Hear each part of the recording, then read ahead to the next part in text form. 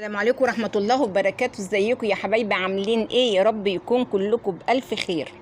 بخلوصة بتتحدى مدام هناء، ليها طلبات عايزة مدام هناء تنفذها، ولو نفذتها بخلوصة هتقف مع مدام هناء. طب انا عايزة اسأل حضرتك سؤال، الطلبات اللي انت بتطلبيها دي بصفتك ايه؟ بصفتك ايه عايزة تعرفي اسرار عيلة مدام هناء؟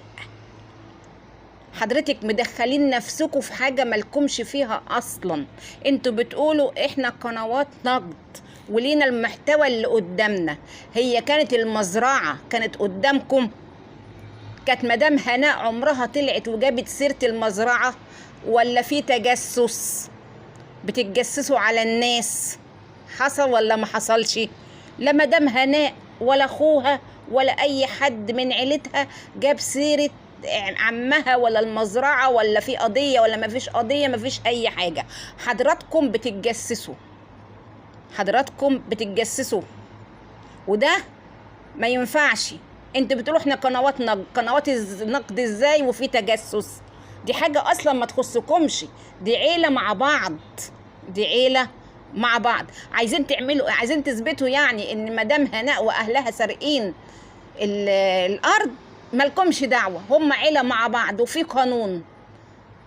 اللي ليه حق هياخده، اللي ليه حق هياخده. يعني انت او غيرك ترضى ان الناس تمشي وراكوا او تدور وراكوا عشان تعرف اسراركوا عن امامكوا واخوالكوا وخالاتكوا ويجوا ينزلوها في القنوات؟ ترضوا انتوا دي؟ طبعا مش هترضوها. طب انتوا بترضوها ليه على مدام هناء؟ انتوا بترضوها بصفتكوا ايه؟ بتطالبوا مدام هناء انها تطلع الحاجات دي وتتكلم في الحاجه اللي تخص عيلتها.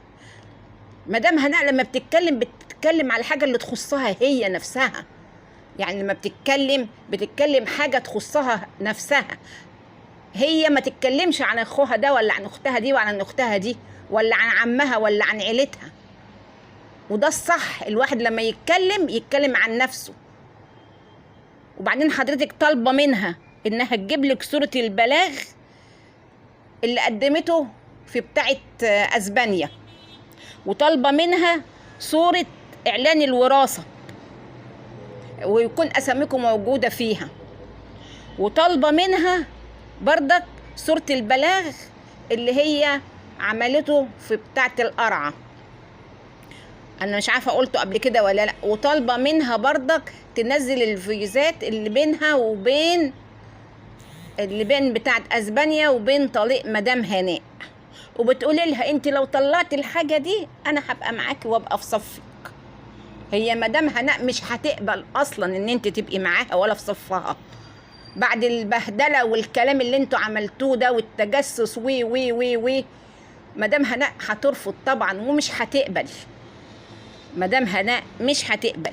ويا ريت انتوا تخلوكوا كل واحد في حاله. ده تجسس حرام. ده انتوا ناس مسلمه وعارفين التجسس حرام. لا اله الا الله سيدنا محمد رسول الله. يعني عمالين مش يعني حتى الست لو اتنفست بتقولوا ده اتنفست، كلت تقولوا ده كلت. اتقوا الله في الست. لا حول ولا قوة إلا بالله العلي العظيم. يلا يا جماعة عشان ما اطولش عليكم الفيديو، اللي ما اشتركش في القناة يشترك ويفعل الجرس عشان يوصل له كل جديد من عندنا. مع ألف سلامة.